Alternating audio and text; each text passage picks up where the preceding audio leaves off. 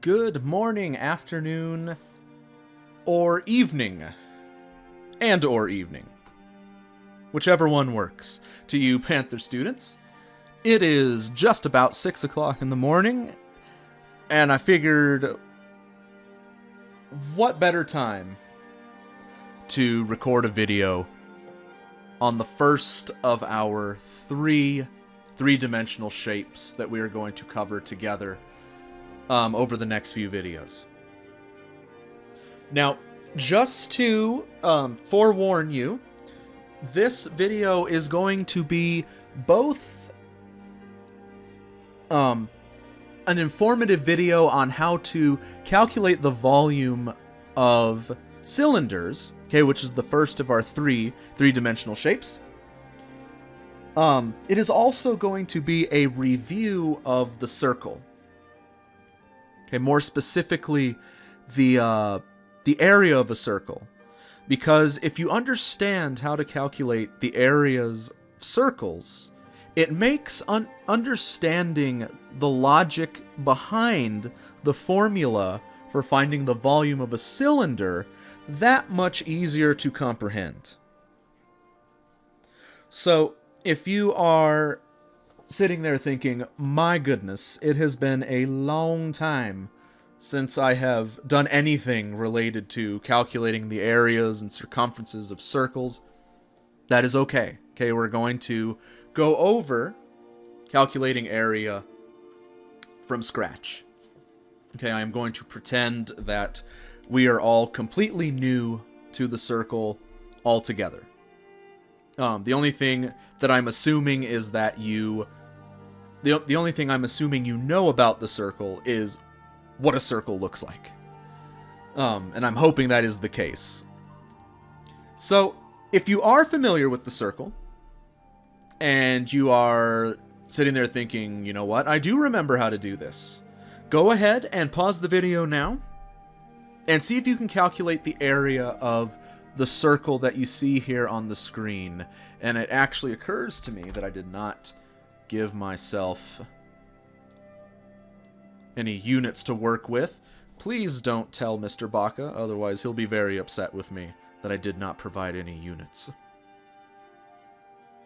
Okay, I'm going to assume at this point that you have either tried it, or you are sitting there thinking, alright, get on with it.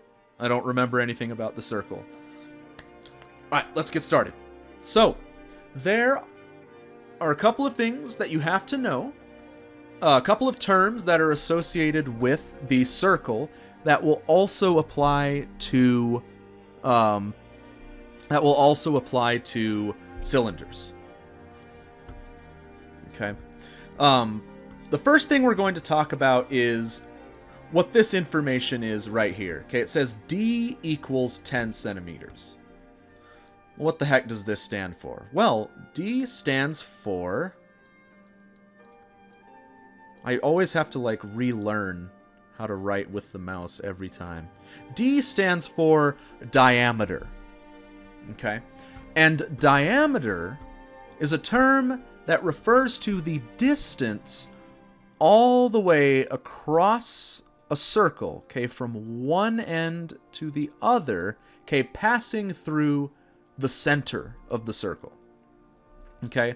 So what this information right here says is, says the diameter is equal to 10 centimeters, or the distance all the way across from one end of this circle to the other is equal to 10 centimeters.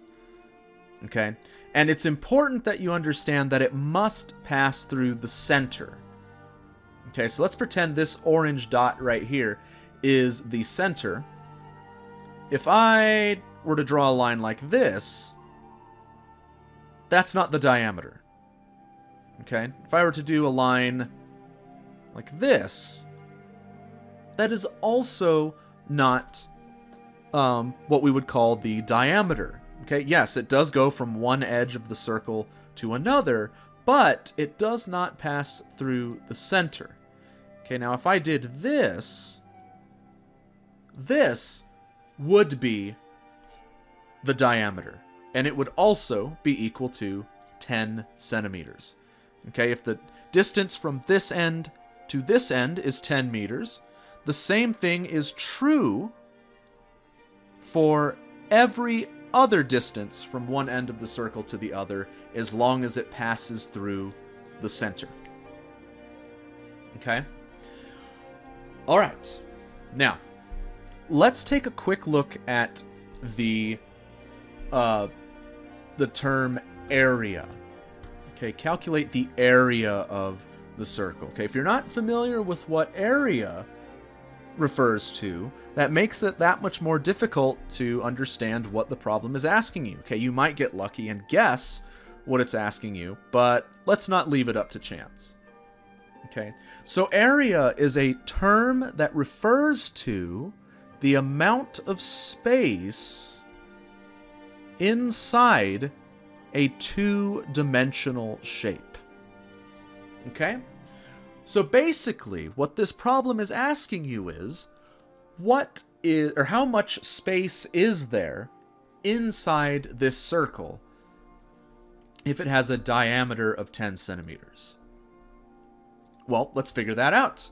And in order to figure it out, we have to know what the formula is for the area. The area of a circle. That is a dreadful E. Whoa, it's thinking. I clicked too many times too quickly. Okay, so the area of a circle is equal to... I'm going to write it first and then I'll explain it. Okay, R squared times R squared times pi. Okay. Now you might be thinking, all right, I was just wrapping my brain around what D stands for. What the heck is R? Okay, why are they throwing letters in my face like this? Well, thankfully R is pretty easy to understand. Okay, so R stands for the radius. Okay? And the radius, rather than being the distance all the way across a circle, passing through the center, it's the distance halfway across the circle. And it ends at the center. Okay? So the diameter is the distance all the way across. The radius is the distance halfway across. Okay? Or the distance from the edge to the center. Okay? And if you know what the diameter is, that is enough information for you to figure out what the radius is. Okay, if the distance all the way across this circle is 10 centimeters, that means that the distance halfway across the circle is this divided by 2, which is 5 centimeters. Okay, and for our formula here, we are more interested in the radius than we are the diameter. Okay, so if a problem gives you the diameter, do not plug the diameter in to the formula for R. Otherwise, you will get an answer that is too big and it will be incorrect. Okay, and that is a trick that the people who write, standardized test problems and practice problems and homework problems, that is something that they will do to you. Okay, they'll give you the diameter because they want to check, okay, does the student know to cut this value in half? Okay, so that it becomes the radius.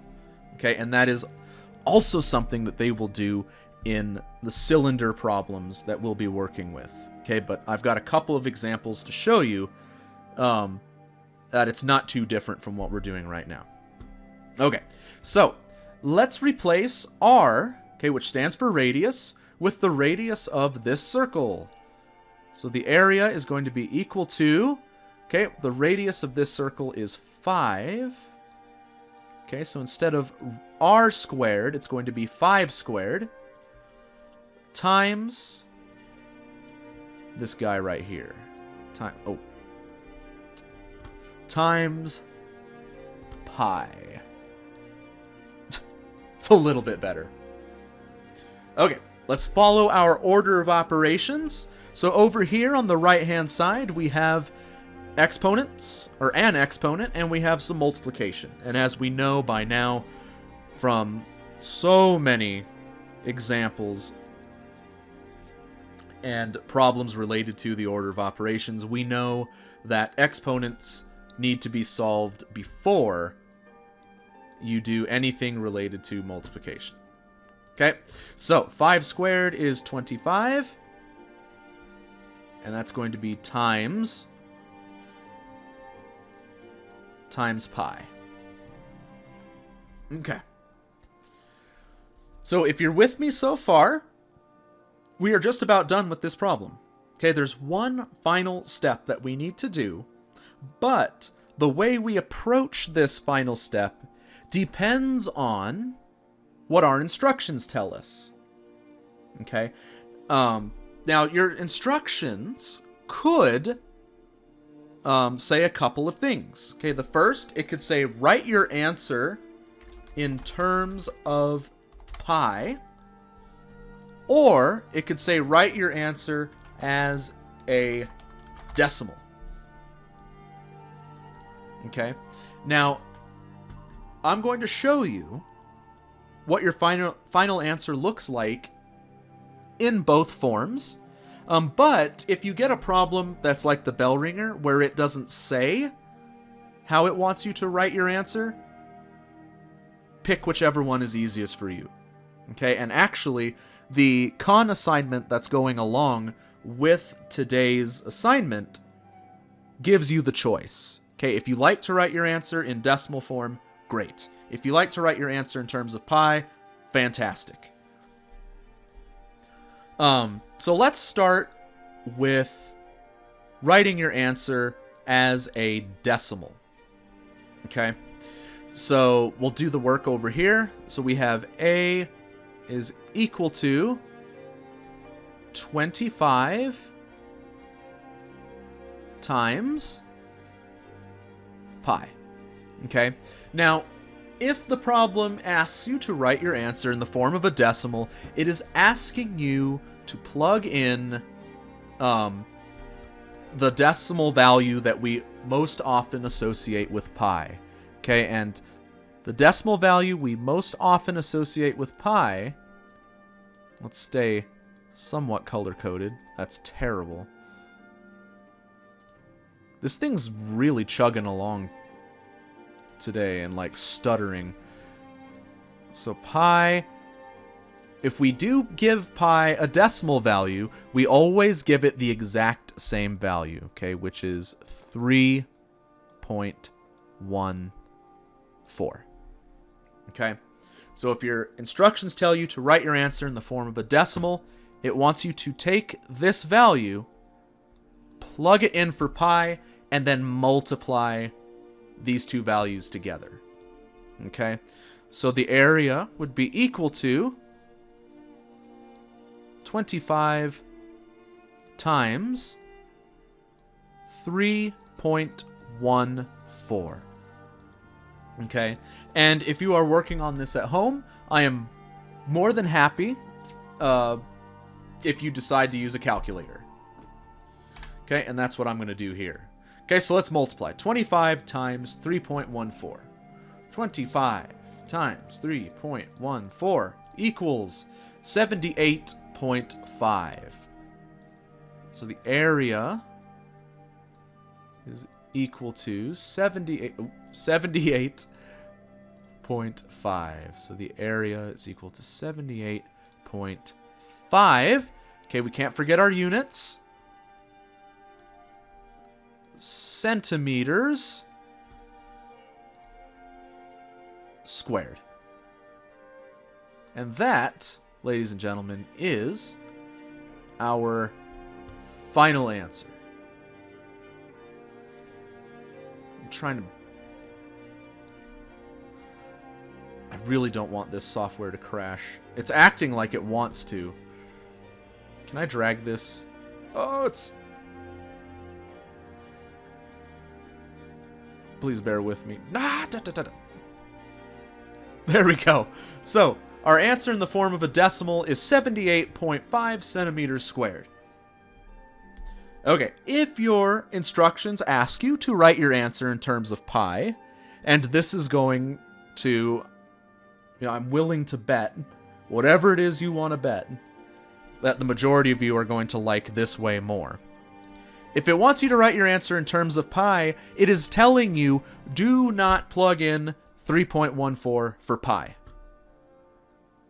Okay, all you have to do is multiply 25 and the pi symbol together. How do you do that? It's easy. Just write them right next to each other. So the area would be equal to 25 pi centimeters squared. And there we go. We have completed the problem in both ways.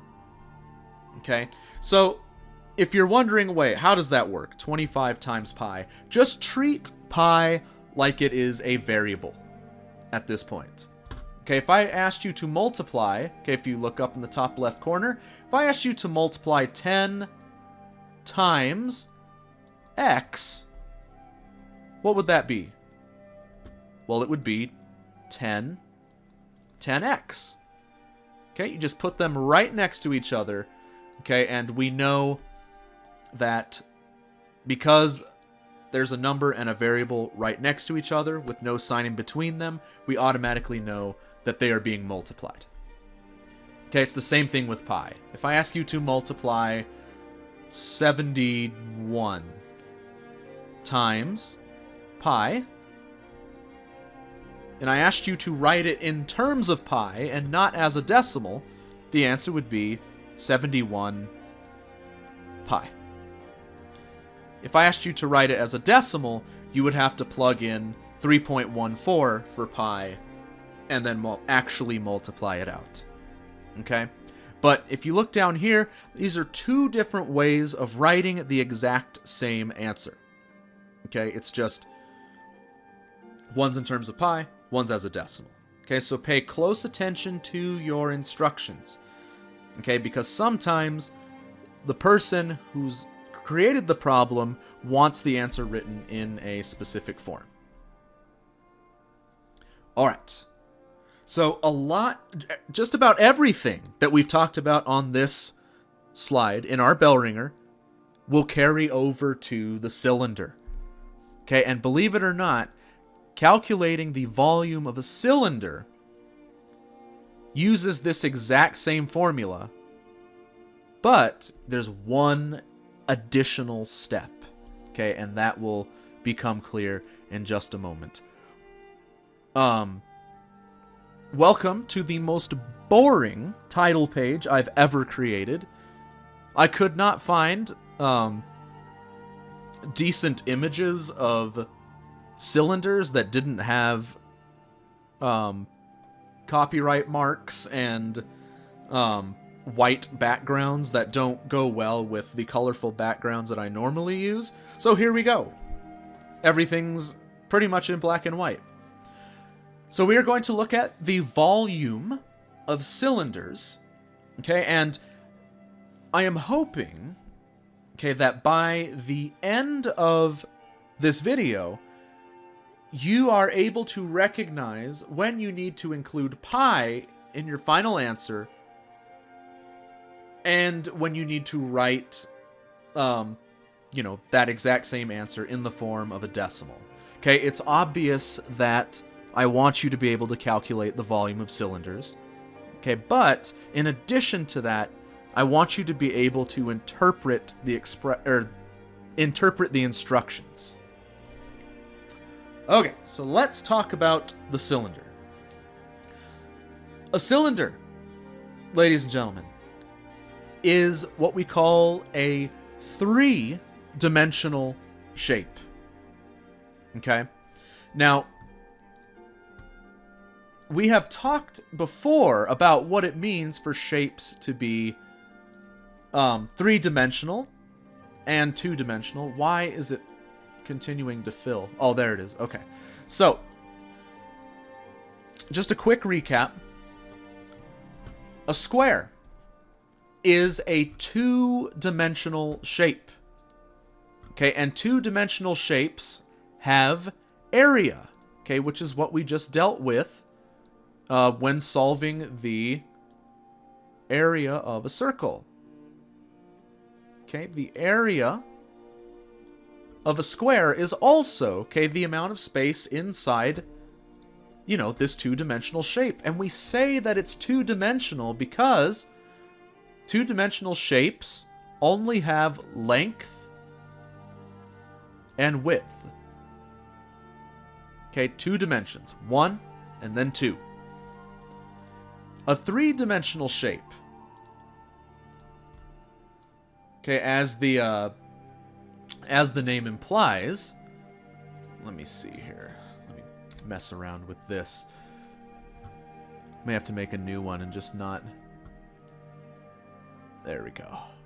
Okay, let's get rid of this. Okay, so the same square. Let's duplicate it. And right here, let's just connect the corners.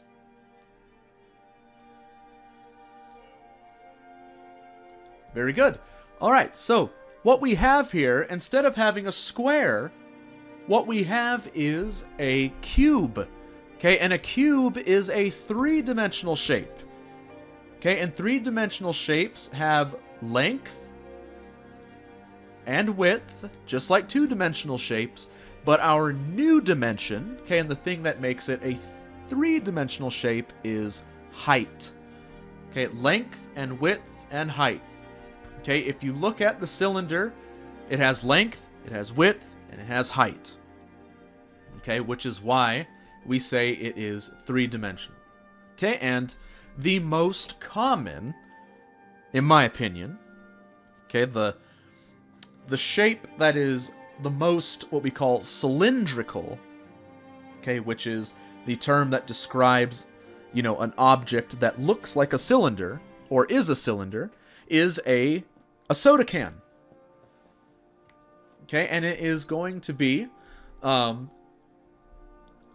first problem that we actually deal with. Okay. I'm actually going to come back to that. Actually, no, I'm not. Let's go back here. So here is the formula up top. We have the formula for the volume of a cylinder. Okay? If you look at this right here, this is the formula that we just worked with in our bell ringer. This is the formula for the area of a circle. And the reason that it is included in the formula for the volume of a cylinder is because if you look, you know, from the top down or, you know, from the bottom up, if you look at a cylinder, what shape do you see right here? We have a circle. Okay? So if we find the volume of the circular top or the circular base, all we have to do is multiply that by the height. Okay? And that gives us the volume of everything inside this cylinder. Okay? And if we go back here, okay, I don't know if I mentioned it, but I'm going to do it one more time just in case. Okay, two-dimensional shapes have area. Three-dimensional shapes have volume. So the volume is the amount of space inside something that is three-dimensional. Okay, so the volume of this soda can is the amount of space inside the can itself. Okay, so if you find the area of the circular top or the circular base, just take that answer and multiply it by whatever the height is, and you have the volume of the cylinder. Let's try one. Okay, we'll come back to the picture of that elevator in just a sec. Okay, so we have a can of Hypotenuse energy drink, and we are going to calculate the volume, and we are going to, okay, and pay close attention here, the instructions, we are going to write our answer in terms of pi. Okay, so the formula for the volume, okay, so the formula for the volume of a cylinder is equal to, let me get the darker green, is equal to height times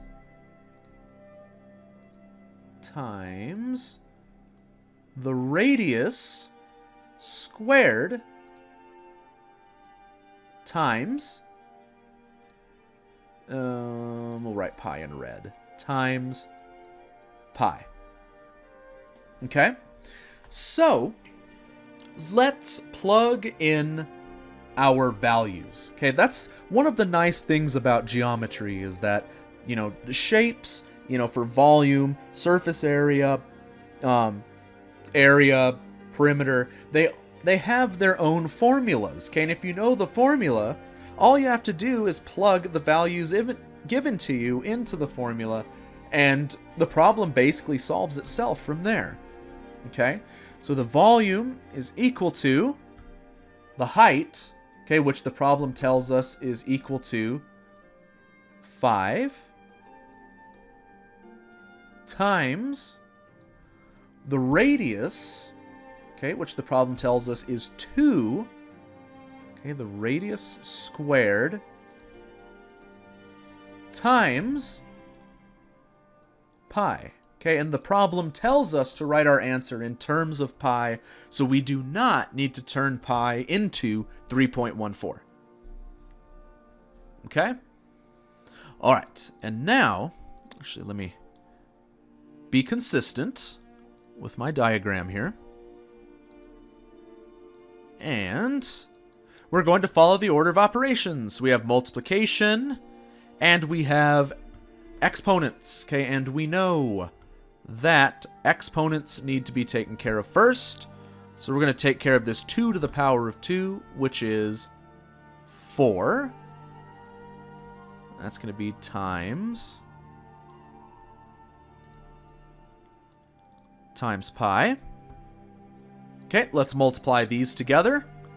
So volume is equal to 5 times 4, which is 5 times 4 is 20,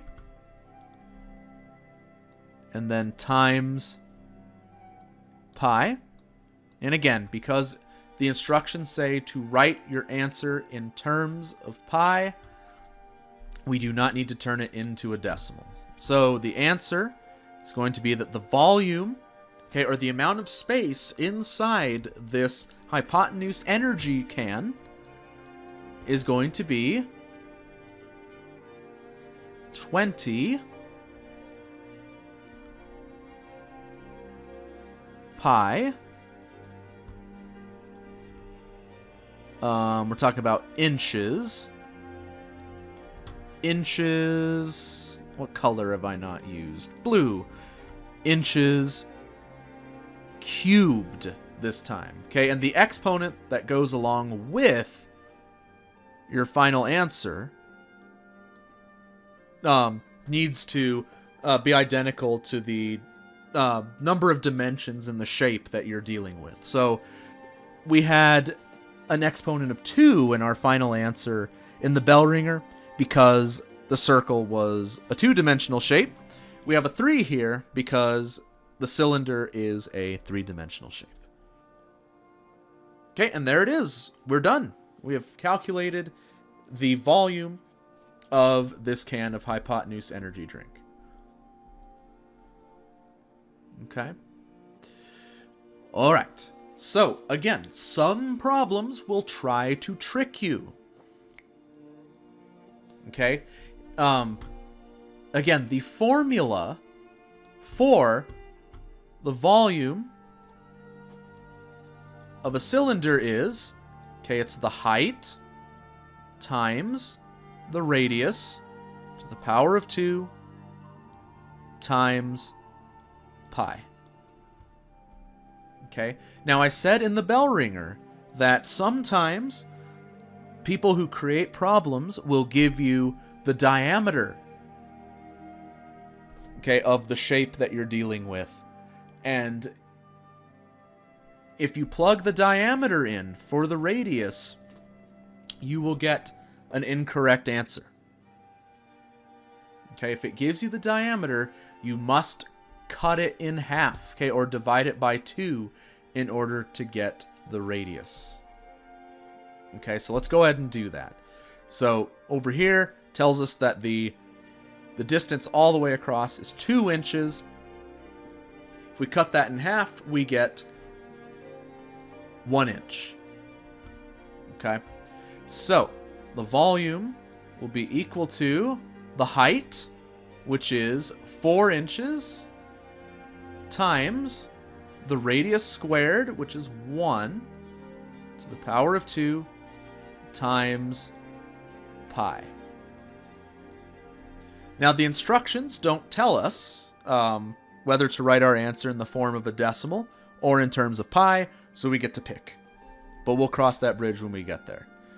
All right, so let's follow the order of operations. We're going to take care of our exponents. 1 to the power of 2 is thankfully just 1. Everything else stays the same.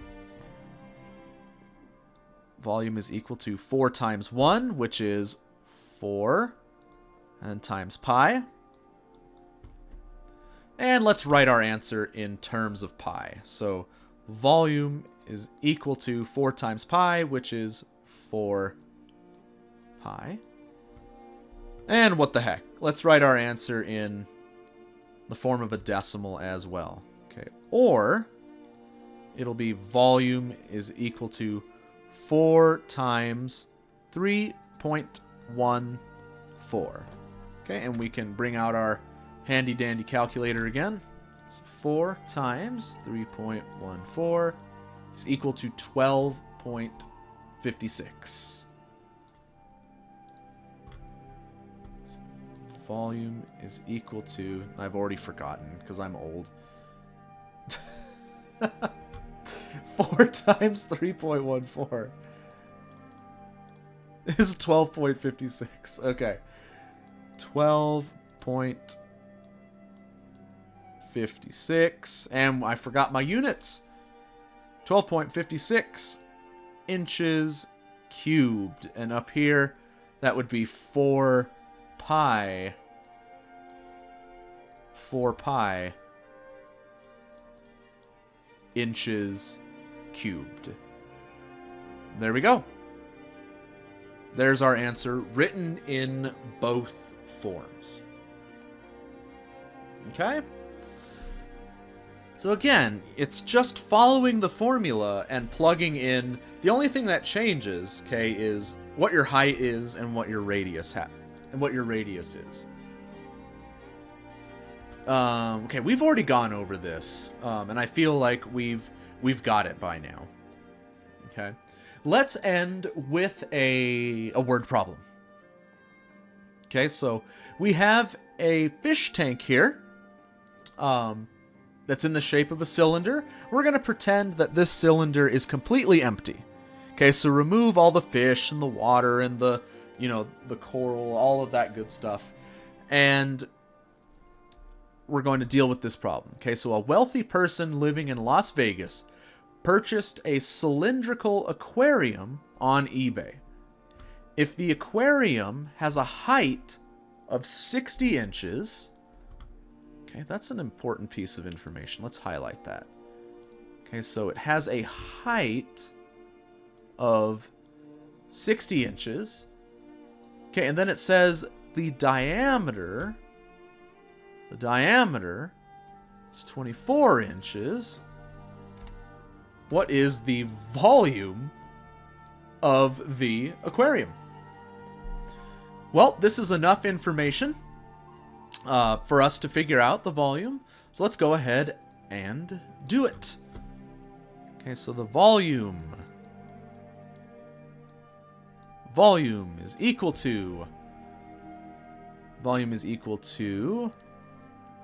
height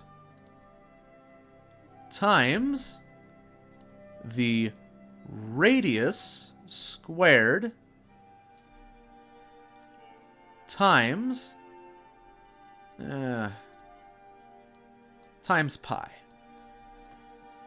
Okay, so let's plug in our values, okay, making sure that we plug them in correctly. Okay, so the height of this aquarium is 60 inches. Okay, so 60. Okay, and then we need the radius. Okay, and this is where we need to be careful, okay, because the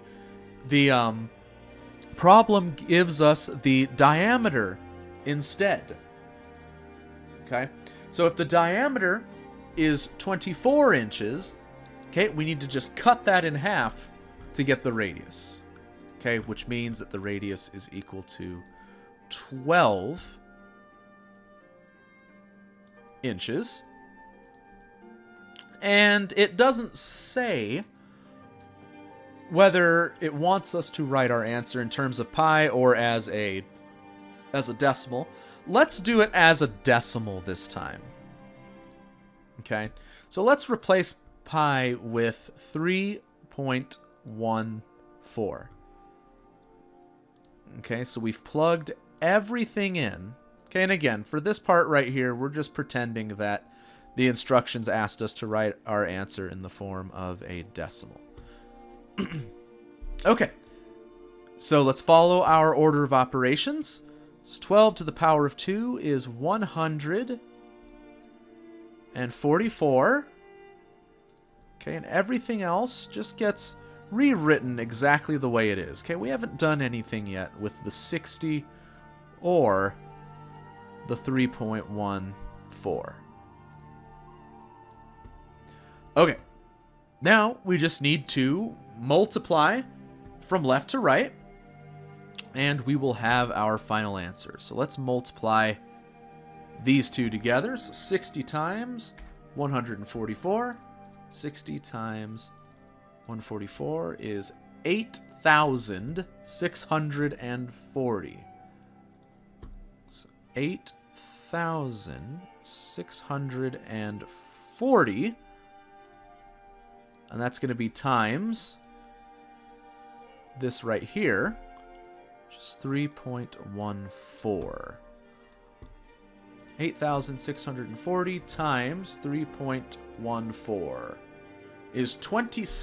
Oh my gosh. Okay, hold on. 27,129.